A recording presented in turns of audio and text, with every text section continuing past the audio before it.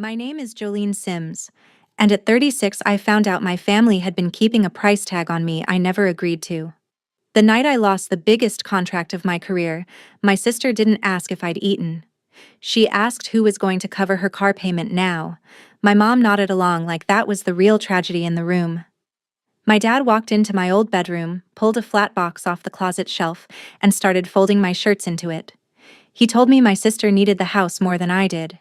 They had no idea what I'd already built 3 hours down the coast, or whose name was really on the deed to a small house by the water.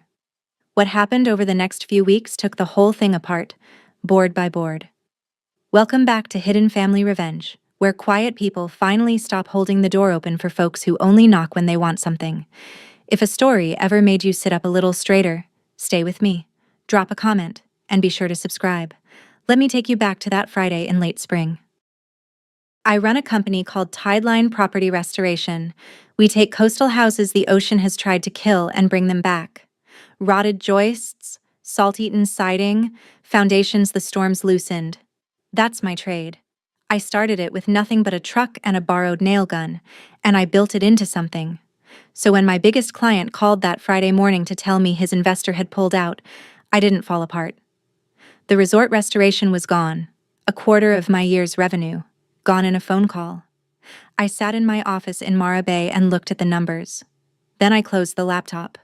I've rebuilt houses the sea swallowed whole. I could rebuild a quarter.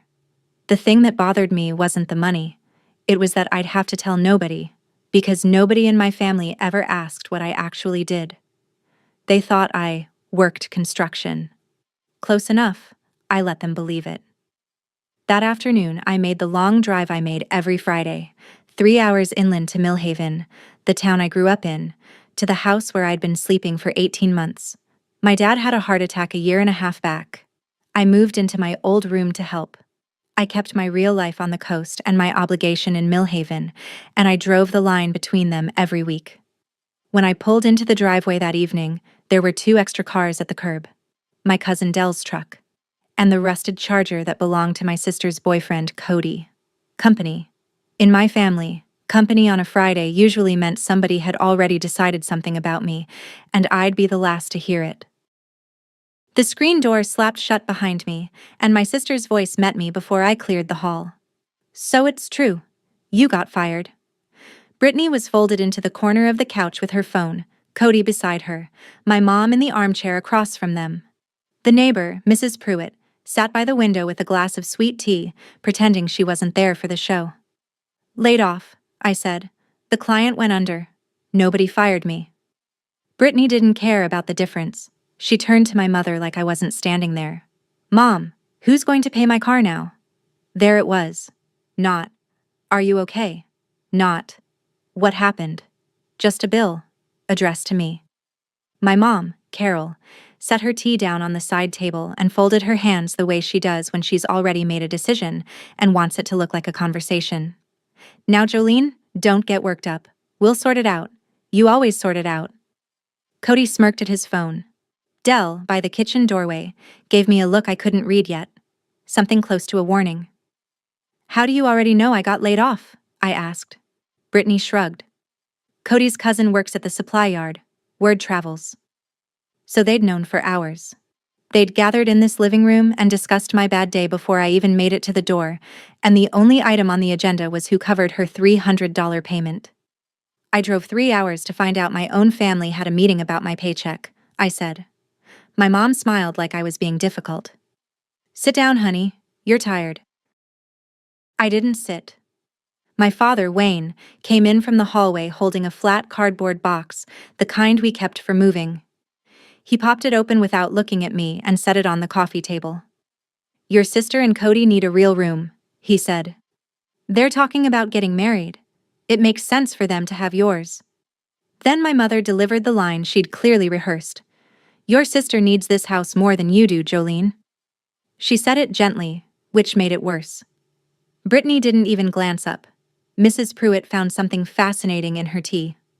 My dad walked into my room down the hall, and I followed and watched him fold my work shirts into that box. The same hands that taught me to swing a hammer now packing me out of the house I'd been holding together. You're really doing this, I said. "You've always landed on your feet," my mother called from the living room. Like that settled it. And there it was, the family motto. Jolene lands on her feet, so nobody has to catch her. I looked at the box. My grandmother's old sewing tin was on top, the one Nana gave me when I was 12. I picked it up and held it. Then I reached into my jacket pocket and felt the cold weight of a keyring I never explained to anyone in that house. I didn't explain it now. "You're not throwing me out," I said, quiet. "I'm choosing the door." My dad finally looked at me, and for a second, something flickered. Then my mom said, "Don't be dramatic." And he went back to folding. I picked up the box myself. I walked out before anyone could open the door for me, and I shut it behind me on my own. I drove the 3 hours back to the coast that same night, the box rattling on the seat behind me. I didn't cry. I was too busy doing math. By the time the road turned to salt air and the lights of Mara Bay came up over the dunes, I'd already decided how the next month was going to go. My apartment sat above a bait shop 2 blocks from the water. My office was a converted boathouse a mile down the road, with my name on a sign I'd paid for myself. This was my real life, the one my family never bothered to visit. My business partner, Renata Vance, was still at the office at 10 p.m., the way she always was when a contract fell through and we needed to scramble. She took one look at me carrying that box and set down her coffee. "You finally left that house," she said. "They left me," I told her. "I just stopped arguing about it." Renata had been telling me for a year to pull back from Millhaven. She'd watched me wire money home, cover bills, drive that highway every weekend, and she'd watched me come back emptier each time. "Good," she said now. "So what do you want to do about it?" I didn't answer right away. I set the box down on my desk and looked at it. On top, under the sewing tin, was a folder I kept locked in my drawer at home and carried back and forth like a secret. Renata saw me look at it. "Is it time?" she asked. I still wasn't sure. But for the first time in 18 months, I felt the line I'd been driving go slack, like a rope finally let loose. Let me back up, because the box didn't come out of nowhere.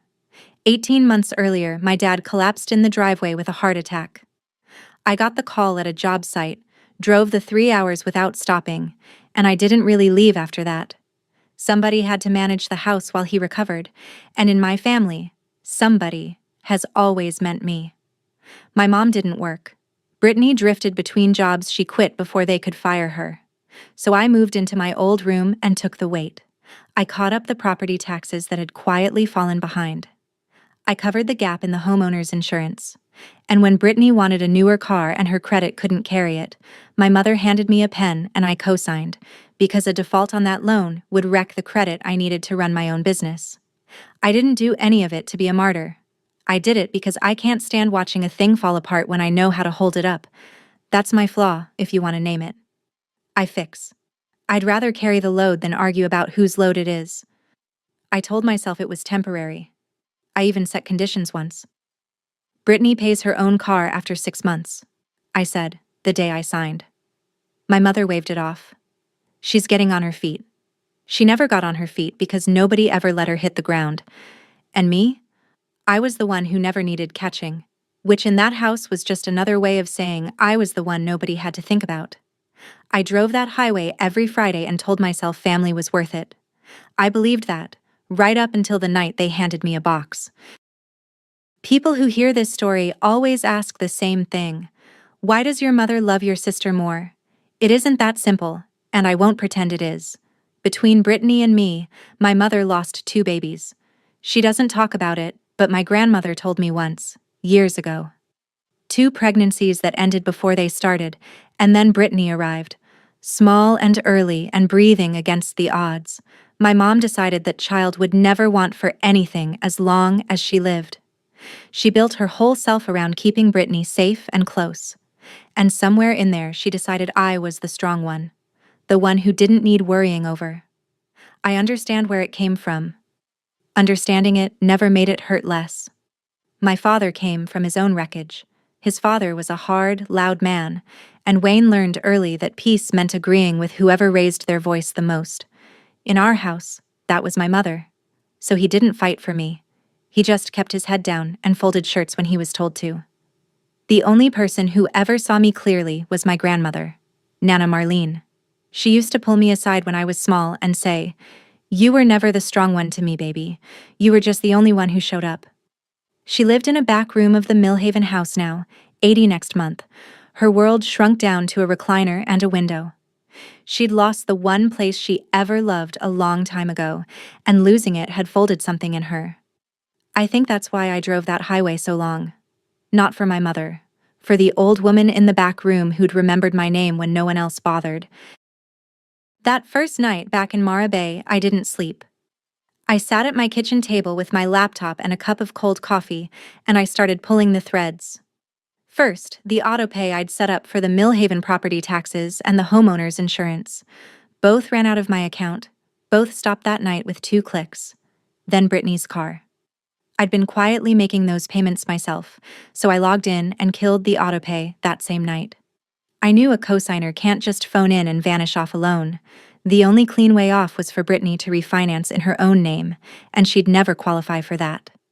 So I did the honest thing instead. I stopped covering it, and I told her in plain words the payments were hers now.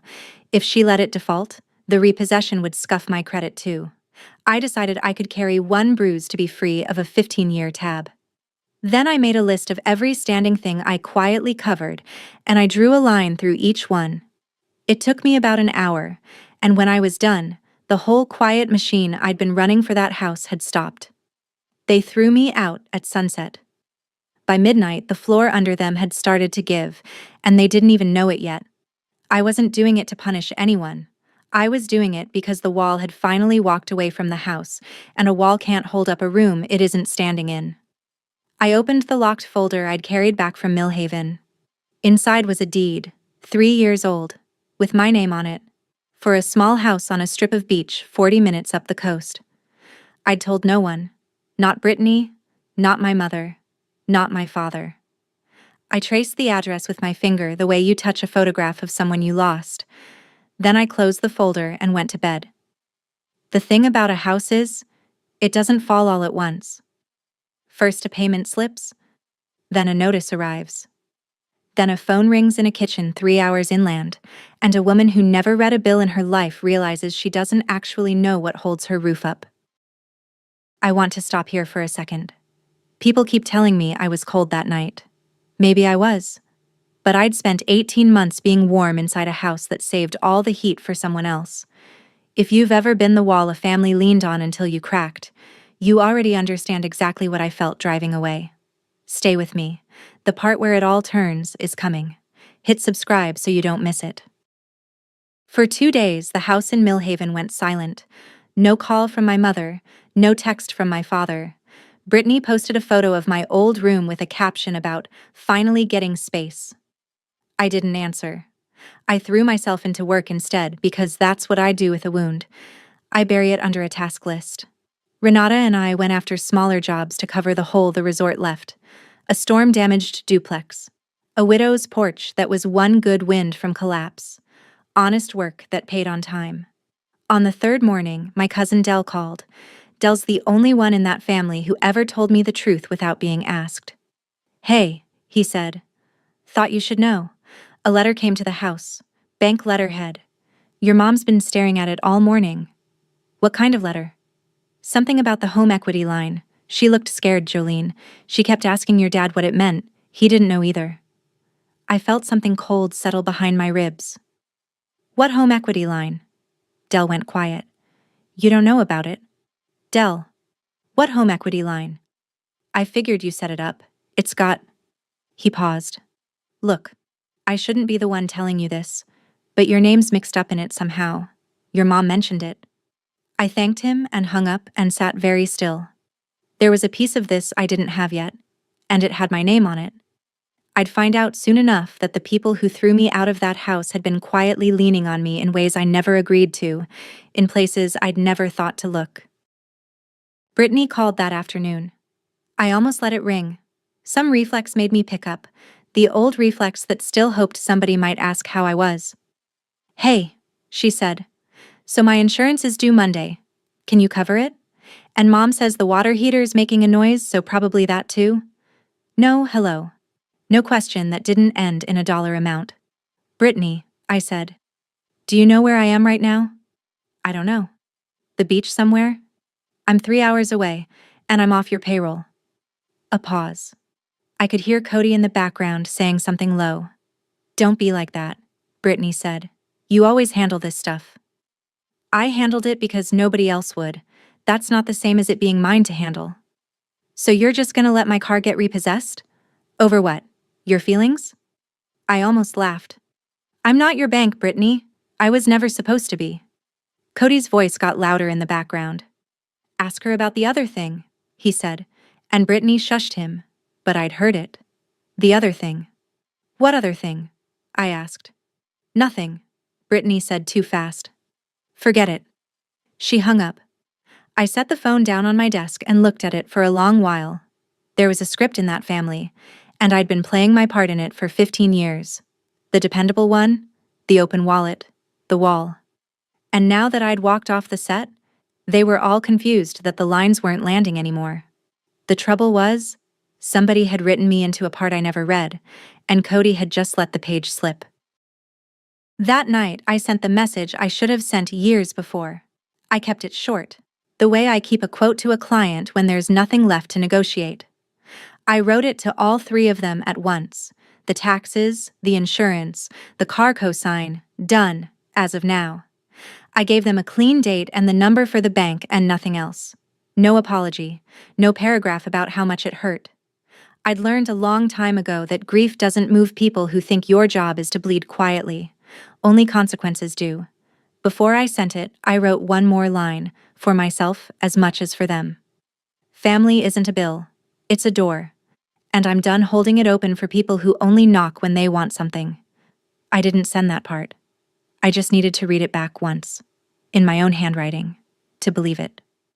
Then I hit send on the rest and put the phone face down. Renata read the message over my shoulder the next morning and nodded once. No soft edges, she said. Good. They'll try to make you the villain for this. Let them, I said. I've been the wall for 15 years.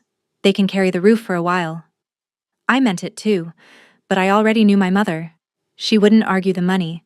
She'd argue the love. She'd turn a spreadsheet into a betrayal and a boundary into an act of cruelty, because that was the only language she'd ever found that worked on me, and for 15 years, it had. The question I sat with that morning, watching the tide go out past the boathouse window, was whether it still would. The storm hit by noon. My mother called 6 times before I answered. When I finally picked up, she didn't lead with the money. She led with the knife. After everything this family has done for you, she said, this is who you've become? And what has this family done for me, Mom? Silence. She didn't have a list. There wasn't one. You've always landed on your feet, Jolene, she said, falling back on the old refrain. You don't need us the way your sister does. Why are you doing this to her? There it was again. That sentence she used like a hammer, the one that turned my whole life into a reason to ignore me. I'm not doing anything to Brittany, I said. I stopped doing things for her. That's not the same. She could lose her car? Then she can make her payments, the way adults do. My mother's voice cracked, right on cue, the tears she could summon like turning a tap. I lost 2 babies, Jolene. You don't understand what it is to almost lose a child. It was the one true thing she'd said, and she used it like a weapon, the way she always did. I do understand, Mom, I said quietly. I've understood my whole life. That's why I drove that highway for 18 months. But grief isn't a bill I owe forever. She went silent again. Then she said something that told me exactly where this was headed. We'll just figure out your grandmother's birthday without you then.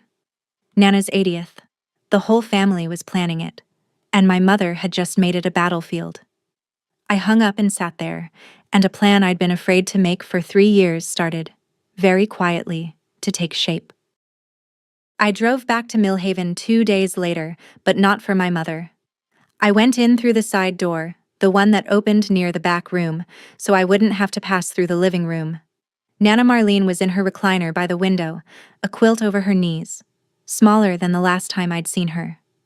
Her face lit up when I came in, the way it always did, like I was the only weather she cared about. "There's my girl," she said. I pulled a chair close and held her hand. The skin was thin as paper now. We talked about small things, the birds at her feeder, a show she liked. Then she got quiet and looked out the window at the gray Millhaven sky. 80 years, she said. Can you believe it? What do you want for it? I asked. For the birthday. She smiled, but it was a sad one.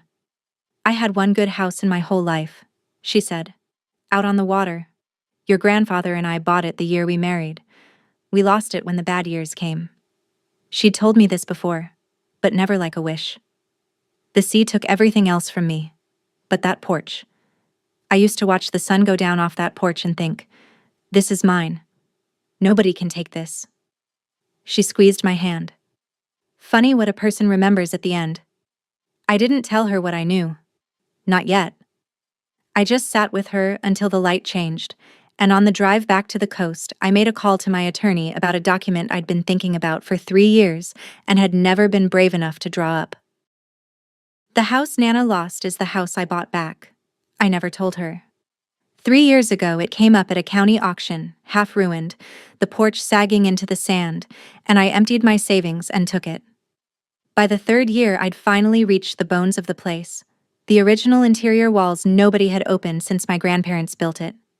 Every owner after them had only done surface work, paint, and cheap fixtures, the easy things. Not one of them ever went into the structure. The day after I sat with Nana, I drove up the coast to work, because tearing out rot is the only thing that calms me. I was prying loose a sealed wall section beside the old chimney, lath and horsehair plaster that hadn't moved in 70 years, when something dropped out of the cavity and hit the subfloor. A coffee tin, rusted at the seams, the kind they don't make anymore. I sat down right there on the subfloor and pried it open. Inside were photographs, curled and yellow. My grandmother young, my grandfather with his arm around her, the porch new and white behind them. And under the photos, a sheet of paper folded into a small hard square, soft from age. Her handwriting. A list. Things I want before I go. I read it with my heart going slow and heavy. Most of it was simple. See the cousins once more. Make peace with Wayne. And at the top, underlined twice so the pen had nearly torn through. Watch one more sunset from the porch of a house that's mine. She'd sealed that tin inside the wall the year they built the place, behind plaster no one ever had a reason to open, and it had waited there in the dark, through the foreclosure, the new owners, the long ruin, because not one of them went down to the bones of the house. Until I did. I sat on that floor until the light went orange through the salt-streaked window. Then I folded the list back into the tin, and I knew exactly what I was going to do. And exactly where. I called my attorney from the porch, sitting on the new boards I'd laid myself, the ocean going dark in front of me. I want to set up a life estate, I told her. My grandmother. She lives in the house for the rest of her life, no rent, no conditions. I keep the ownership, but the right to live there is hers until she's gone. My attorney walked me through it. It was clean, it was legal, and it was exactly the kind of thing nobody could argue me out of, because it was mine to give. I'd bought this house with my own 2 hands and a decade of grinding. No one had handed it to me. And now I was going to hand the best of it to the one person who'd ever handed me anything. I'd throw Nana her 80th birthday right here, on this porch, in the house she lost and never knew she'd gotten back.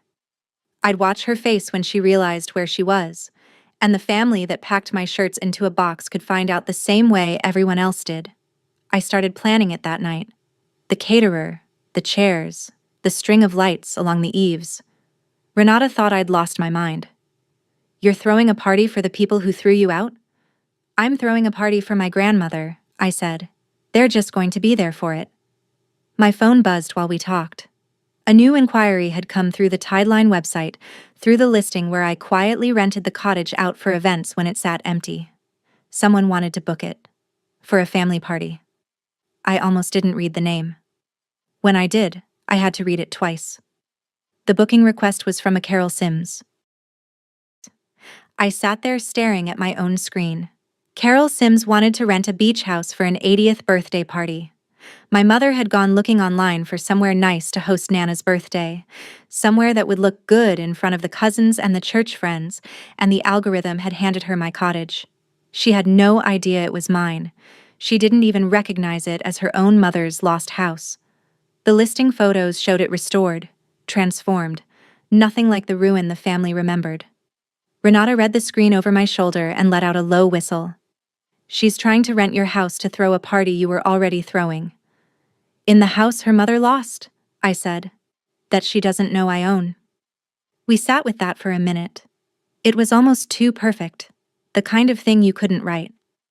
My mother, who told me my sister needed a house more than I did, was now trying to pay me to use a house she didn't know was mine. There was a version of this where I exposed it right then, fired back a message that said, "You can't rent what I own. Watch her squirm over text." But text is small, and what my mother had done to me wasn't small, and it hadn't been done in private. She'd packed me out in front of a neighbor. So I wasn't going to settle this in a private message. I was going to settle it the way she'd done it, out loud, in front of people, with witnesses. Don't answer it yet, I told Renata. Let me think about how I want this to go. I already knew. I just wanted to be sure I had the stomach for it. Before I could plan anything, Del called again, and this time his voice was tight. I found out what the bank letter's about, he said. You're not gonna like it. 2 years ago, it turned out, my mother had opened a home equity line against the Millhaven house. To fund Brittany. To fund Cody. Really. His truck. His business idea. The wedding they kept talking about. And because her own credit was thin, she'd used the only strong name attached to that house. Mine. She'd kept copies of everything from the car cosign, my social security number, my income, my old signature, and she'd used them to forge my name onto the equity line application. I never saw it. I never signed it. But on that paper, I was a borrower. The line was now delinquent. The house was the collateral. And my name was on the hook. Here's the part that matters, the part I've turned over 100 times since. I'd seen a sign of this. A year back, a strange letter came addressed to me at the Millhaven house, something from a lender I didn't recognize. I asked my mother about it. She said it was junk mail, a pre-approval, nothing. I called the number anyway and got a runaround, and when I tried to have my name pulled, they told me the account holder had to come in and sign, and the account holder was my mother, and she never went. So I'd caught the smoke and reached for the alarm, and the door had been locked from a side I couldn't reach. I sat with the phone in my hand and felt the whole shape of it land. The house they kept me out of had been standing on my name the entire time. I didn't panic. Panic is for people who don't know how a foundation works. I called my attorney back the next morning and we went at it like a job. Methodically, from the bottom up. We pulled the loan documents. We set the signature on the application beside my real one and saw the forgery plain. We logged the dates against where I'd actually been. Then we did the unglamorous, necessary things. A written fraud dispute to the lender, an identity theft affidavit, a police report in the county where it was filed. My lawyer was blunt with me. This is a strong fraud claim, but the bank has to open an investigation, and that can run for months. They won't just hand the debt to whoever spent the money. That's not how any of this works. What we're doing is disputing whether you're liable at all. If the forgery holds up, you come off it, and the bank goes after the people who actually signed. I sat with that, naming my mother, putting it in writing that she'd forged me onto a loan. A year ago I'd have flinched and eaten the debt to keep the peace, the way I always had. Not this time. File all of it, I said. So we did. It was slow, careful, uncertain work. The only kind of fight I trust, because it can't be argued away with tears. My mother would get a different letter soon, one that said the account was under fraud investigation, and the daughter she threw out was no longer quietly carrying it. I didn't gloat about it. I just filed each document and slept fine. There's a particular peace in fixing the right thing for once, instead of the thing everyone expects you to fix. Then I made my move on the party. I had Renata answer my mother's booking inquiry from the Tideline business account under the company name, with my name nowhere on it. The cottage was available for her date, the message said, The event coordinator would handle the details. My mother, delighted to have found somewhere that photographed well, paid the deposit without a second look. She never asked who owned it. People like my mother don't ask who's holding the thing up. They just enjoy standing on it. So now the family was coming to the coast, to my house, to throw Nana's 80th, and not one of them knew whose porch they'd be standing on. I let them book it. I just didn't tell them whose it was. "You're really going to let them set up a party in your house thinking it's a rental?" Renata said. "I'm going to let them walk in believing my mother arranged something beautiful," I said. "And then I'm going to tell the truth in front of everyone who matters to her." That was the whole shape of it. My mother dealt in shame done in public. The box, the neighbor, the meeting behind my back. So I'd answer with truth, done in public. Not a scream, not a scene. Just the facts. In a room full of witnesses where she couldn't spin them into a private little story where she was the victim. I spent the next 2 weeks finishing the cottage. New porch rail, fresh white paint. A little wooden sign I carved myself and hung by the door, though I kept it covered for now.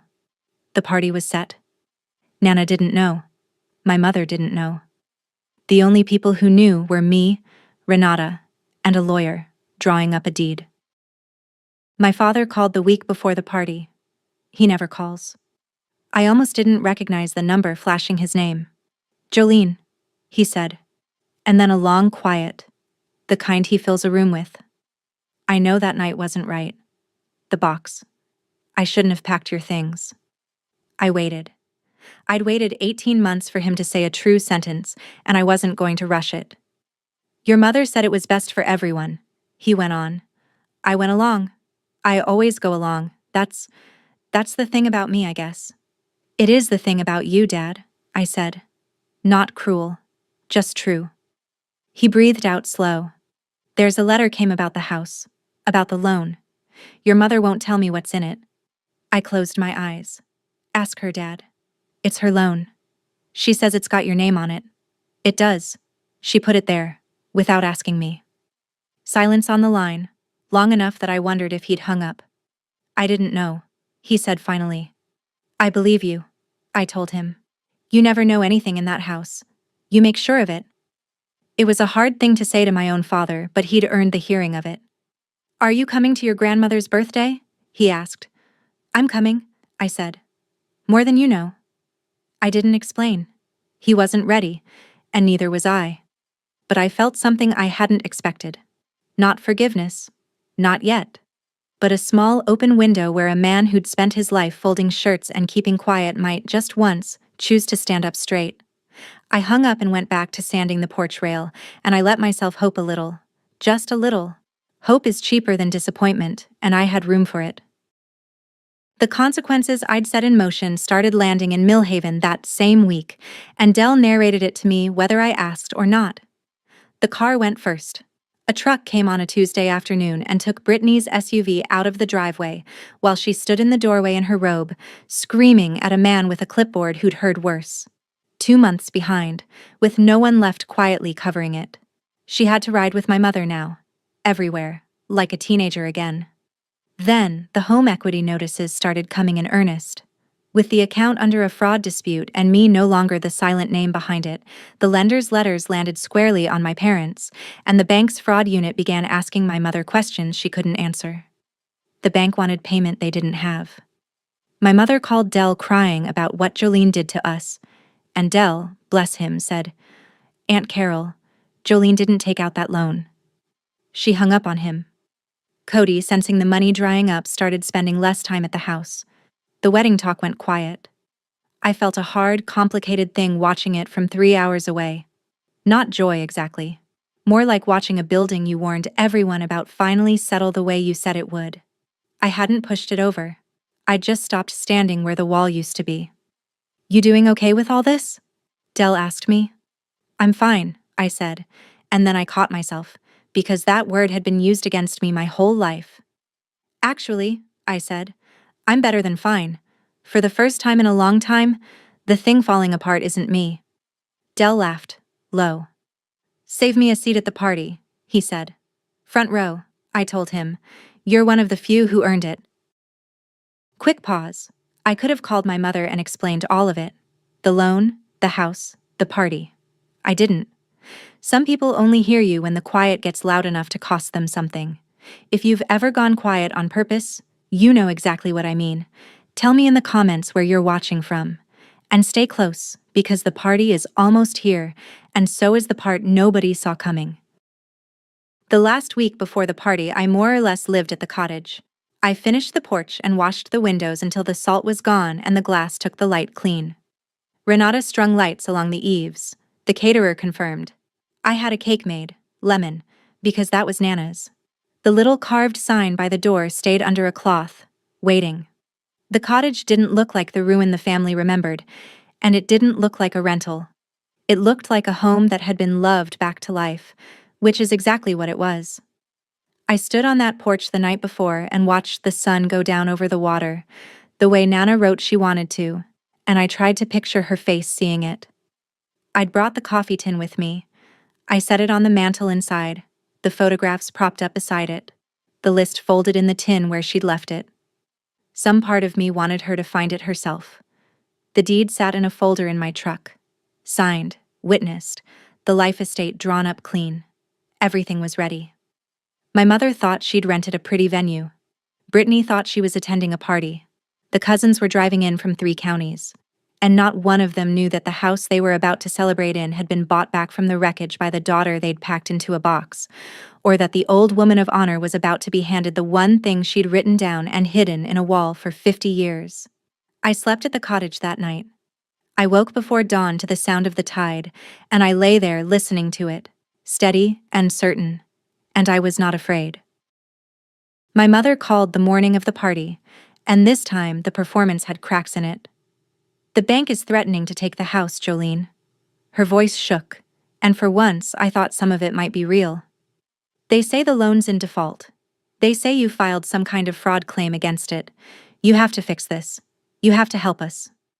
I didn't take out that loan, Mom, I said. You did. In my name. I did it for your sister. For the family. You did it without asking me, and now you want me to pay for it. We could lose the house. You told me Brittany needed the house more than I did, I said. So I left it to her. I'm just doing what you asked. There was a long silence. Then she said the thing she always said, like a coin she kept flipping because it had always come up heads. You've always landed on your feet, Jolene. You can take this. We can't. I let the line sit empty for a moment. I'll see you at the party, Mom, I said. I think you'll find it really is something. She didn't catch the weight in it.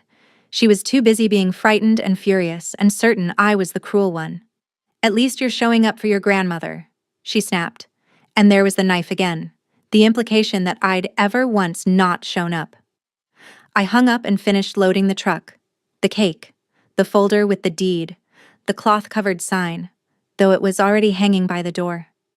I drove the 40 minutes up the coast to the cottage with the windows down and the salt in my hair, and I felt steadier than I had in years. Today the truth got to stand up in a room and be counted. I got to the cottage 2 hours early to walk it one more time. The caterers were setting tables on the lawn that ran down toward the dunes. The lights waited for dark. Inside, the photographs stood on the mantel beside the tin. I checked the deed in its folder, the life estate clipped behind it, my grandmother's full name typed clean across the top. Renata found me on the porch. You sure about doing this in front of everyone? She asked. They could make it ugly. They already made it ugly, I said. In a living room, in front of a neighbor, with a cardboard box. I'm just answering in the same room they started the conversation in. She nodded slowly. What's the plan? No plan, no speech. I let my mother do what she does. She'll take credit for the house. She'll perform for the cousins. And when she's standing in the middle of it, sure she's won, I'll tell them the truth. Then I'll give Nana the porch. Renata studied me. And the family? The family finds out they're guests, I said. Not owners, not heirs. Guests. Today, because Nana loves them and it's her day. But the door I've been holding open with my own back for 15 years, that closes. I wasn't angry saying it. That's the part people never believe. I wasn't shaking. I wasn't rehearsing cutting lines. I was calm the way the tide is calm, the way a thing is calm when it knows it's going to happen no matter what stands in the way. The cars started arriving a little after 4. I heard them on the gravel, doors slamming, voices carrying up to the porch. I smoothed my shirt, picked up the folder, and went to greet my grandmother. Everyone else could wait. They wheeled Nana up the gravel path in a borrowed chair, a shawl around her shoulders, and I watched her face the whole way. She was looking at the cottage the way you look at a word you can't quite remember. Then the porch came into full view. The white rail, the lights, the windows clean and shining, and she stopped. Her hand came up to her mouth. "Wayne," she said to my father, who was pushing the chair. "Wayne, this is—" She couldn't finish it. "This is my house." The cousins kept moving past her toward the food, not understanding, but my father went still. He knew. He'd grown up visiting this porch. He looked at the house, and then, slowly, he looked at me, standing at the top of the steps, and something crossed his face that I'd never seen there before. My mother breezed up the path in her good dress, already smiling for the cousins, already the hostess. "Isn't it lovely, Mama?" she called out, loud enough for everyone. "I found it for you. I wanted you to have somewhere beautiful." Nana wasn't listening to her. She was staring at the porch, at the carved sign by the door I'd hung that morning and finally uncovered. Marlene's porch. Her own name, in cedar, weathered to look like it had always been there. "Who did this?" she whispered. "Who brought my house back?" The party noise went on around us. Cousins laughing, ice clinking, the caterer calling about the cake. But in that little pocket of porch, 3 people stood frozen. My grandmother with her hand over her mouth, my father gone pale, and my mother, finally, beginning to sense that the script in her head and the room she was standing in were not the same place. "Mama," my mother said again, uncertain now, "I rented it for you." And that was the moment I'd been waiting for. I came down the steps. My mother, rattled but recovering, did what she always does. She filled the silence with herself. She turned to the cousins gathering on the lawn, to the church friends, to Aunt Retha and the whole crowd of them, and she raised her voice into the role she loved best, the generous one, the one who made things happen.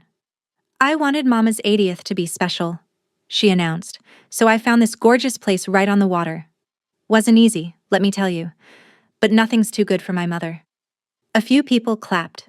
Brittany, beside Cody near the cooler, smiled like the praise was partly hers. My mother was glowing now, the fright from the morning's bank call buried under the warmth of an audience. This was her medicine, to be seen as the woman who provided, who arranged, who gave. The same woman who'd told me my sister needed a house more than I did was now taking a bow in a house she didn't know I owned. 3 months of planning, she went on, warming up. I just wanted somewhere that felt like family. Nana was still staring at the sign. My father hadn't moved. Dell, off to the side, caught my eye and gave the smallest nod, like a man bracing for a wave he could see coming. I let my mother have her moment. I let it grow, let her gather the whole crowd into the story she was telling, let her stand at the very center of it, certain she'd won, certain she was the hero of her own mother's birthday. Then, when she paused to let the admiration settle, I stepped into the middle of the lawn where everyone could see me, and I said, in a voice that didn't need to be loud, "Mom, you didn't rent this house." The lawn went quiet the way a beach goes quiet right before the water pulls back.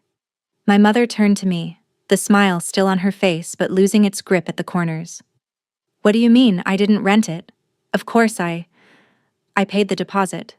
The company. The company is mine," I said. "Tideline.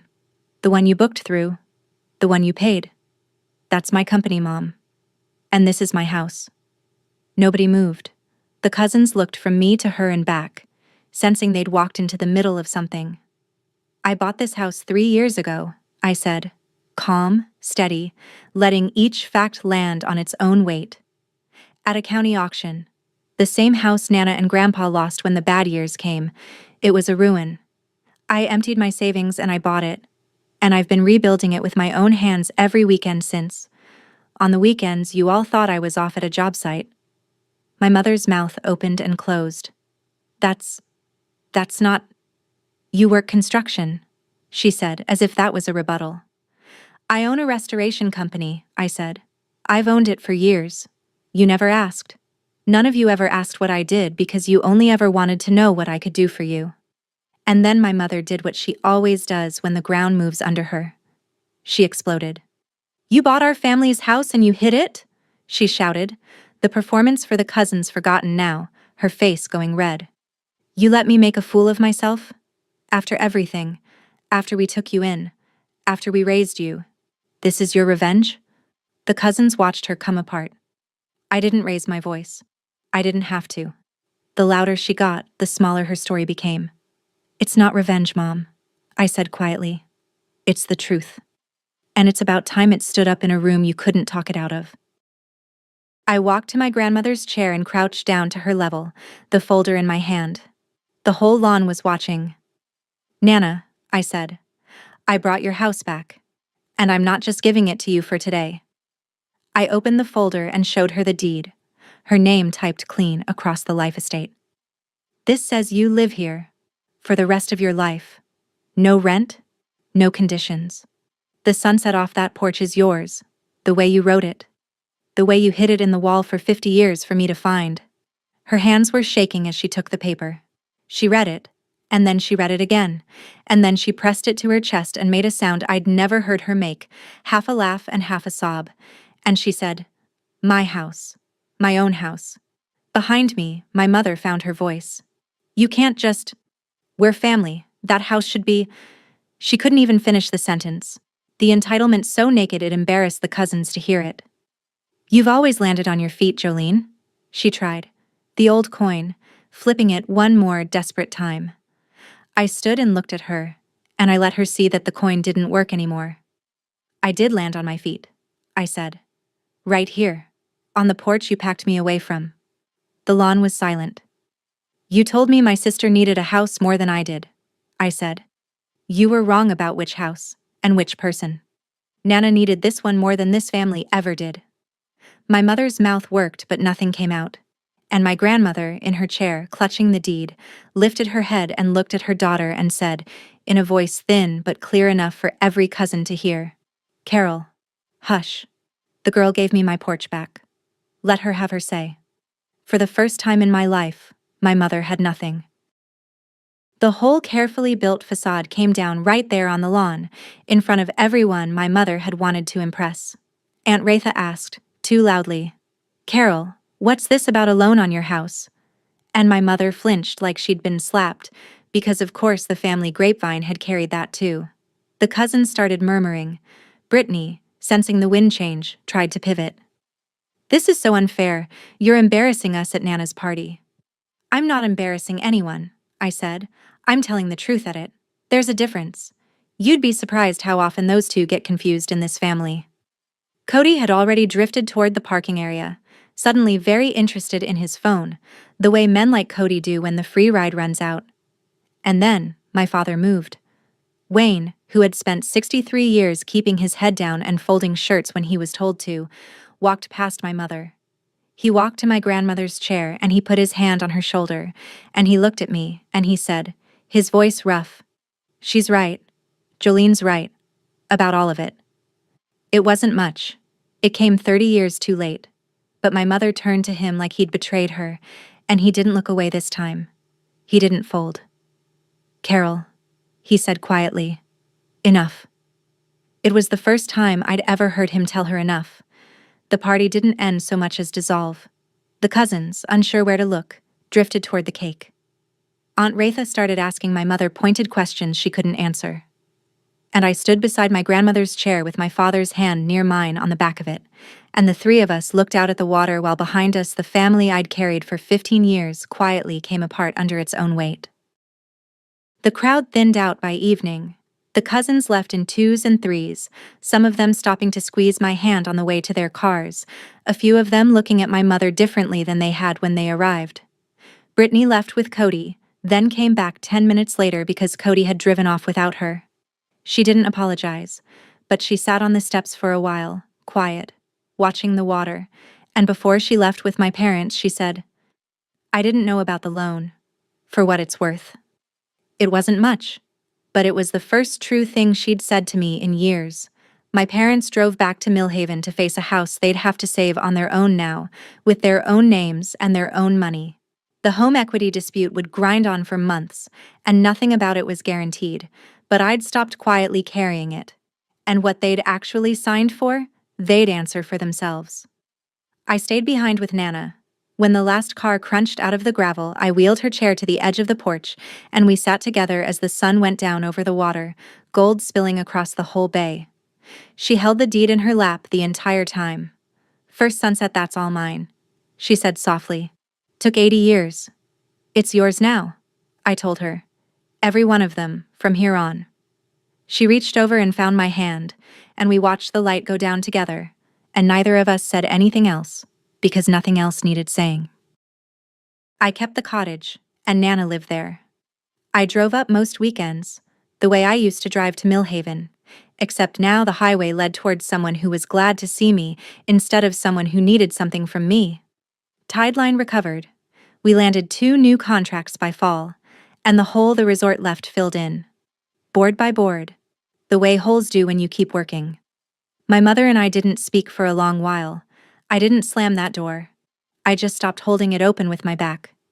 My father called sometimes, short, careful calls, and once he drove out to the coast alone and sat on the porch with Nana and me, and didn't say much, which from him was a whole speech.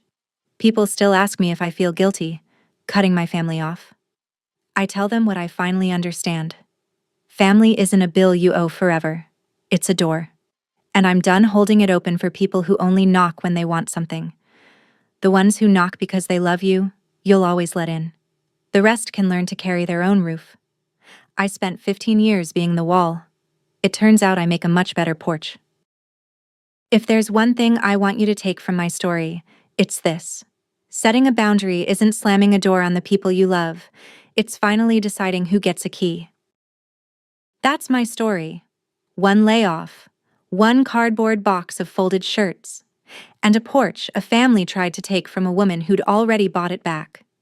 If this reminded you that your kindness isn't a debt you owe forever, take that as your sign. Give yourself the key first. Share this with someone who needs to hear it. Drop a comment, tell me where you're watching from, hit subscribe, and I'll see you in the next one.